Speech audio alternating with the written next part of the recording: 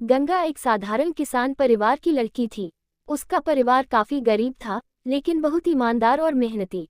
उसके पिता मोहनलाल एक किसान थे और माँ राधा घर के काम संभालती थी।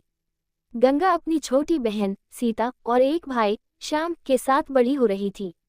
गांव के लोगों को गंगा के पिता के प्रति बहुत सम्मान था, क्योंकि वह बहुत ईमानदार और निष्पक्ष इंसान थे।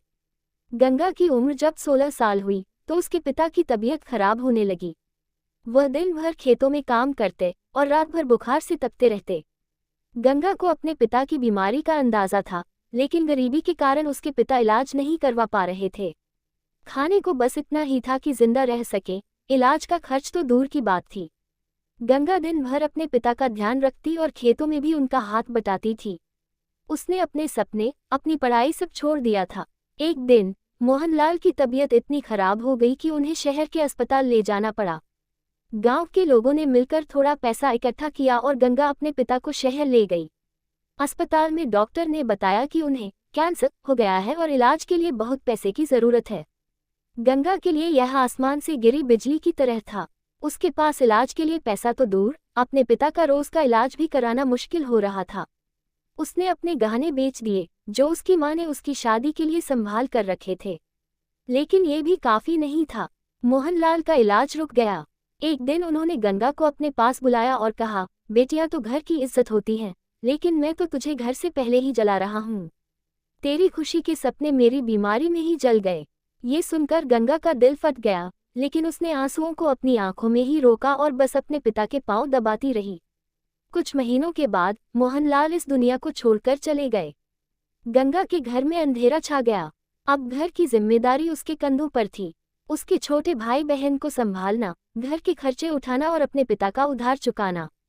गंगा ने अपने सपनों को कब का छोड़ दिया था, लेकिन अब जिंदगी का एक एक पल उसके लिए एक जंग बन गया था।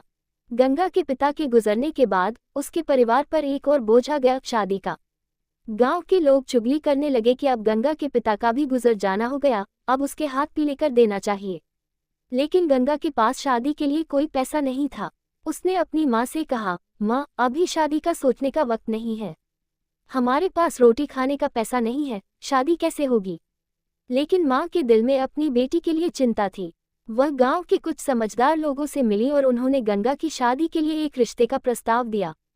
रिश्ते वाला लड़का शहर में रहता था और एक छोटी सी दुकान चलाता था। माँ को लगा कि यह शादी गंगा के लिए अच्छी होगी, कम से कम शहर जाकर जिंदगी बेहतर तो हो जाएगी। गंगा को ये बात पसंद नहीं थी, लेकिन माँ के सामने उसने अपना सिर झुका दिया। शादी के लिए पैसे इकट्ठा करना एक और चुनौती थी, लेकिन माँ ने अपने गहने गिरवी रख दिए और शादी की तैयारी शुरू हो गई। शादी हो गई, लेकिन उसके बाद गंगा की जिंदगी में सुकून नहीं, एक और दुख का सफर शुरू हुआ।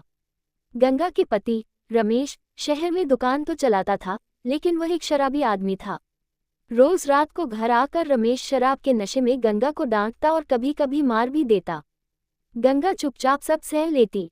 उसने सोचा था कि शादी के बाद जिंदगी बेहतर होगी, लेकिन अब तो जिंदगी और ज्यादा मुश्किल हो गई थी। रमेश का व्यवहार दिन ब दिन और खराब होता जा रहा था। गंगा दिन भर घर का काम करती और रात को रमेश के जुल्म से लड़ती। उसने कई बार अपनी माँ को इस बारे में बताने की सोची, लेकिन फिर सोचती कि माँ को और दुख क्यों दे। उसने सब कुछ अपने अंदर ही दबाए रखा। गंगा का अपने परिवार के साथ रिश्ता कमजोर होता जा रहा था, क्योंकि शादी के बाद उसका समय अपने पति के जुल्मों में ही निकलने लगा। एक दिन उसे खबर मिली कि उसकी माँ भी गुजर गई। गंगा अपनी माँ के बिना बिल्कुल अकेली पड़ गई थी। उसकी माँ उसके जीवन का एक आखिरी सहारा थी, जो अब छिन गया। गंगा अपनी माँ के मरने के बाद बिल्कुल टूट गई थी। उसने सोचा था कि शायद माँ के जीते जी उसके दुख के दिन खत्म हो जाएंगे, लेकिन जिंदगी ने उसके साथ हर मोड़ पर गद्दारी की थी। गांव के लोग कहते थे कि गंगा की जिंदगी में कभी खुशी नहीं थी और अब तो बिल्कुल भी नहीं बची थी। गंगा अपनी माँ के गुजरने के बाद अपने घर के हालात और पति के जुल्मों से बिल्कुल हार चुकी थी। उसने अपने जीवन से हार मान ली थी। एक रात जब रमेश ने फिर से उसके साथ मारपीट की, तो गंगा ने चुपके से एक फैसला किया। उसने अपने पति के नशे में डूबे होने का फायदा उठाया और घर के पिछवाड़े के कुएं में जाकर अपने अस्तित्व को समाप्त कर दिया। गंगा की लाश कुएं में मिली।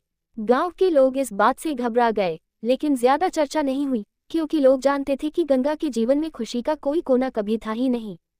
गंगा की कहानी सिर्फ एक कहानी नहीं थी, बल्कि गांव के हर उस घर की कहानी थी जहां लड़कियों के सपने गरीबी और समाज के बोझ के नीचे दबा दिए जाते हैं। गंगा के जीवन का हर मोड़ एक नया दुख लेकर आया, लेकिन उसने कभी अपने दुख का इजहार नहीं किया।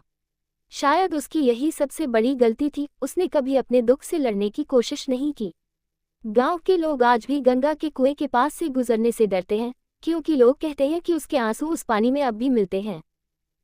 उम्मीद है आपको मेरी कहानी पसंद आई होगी।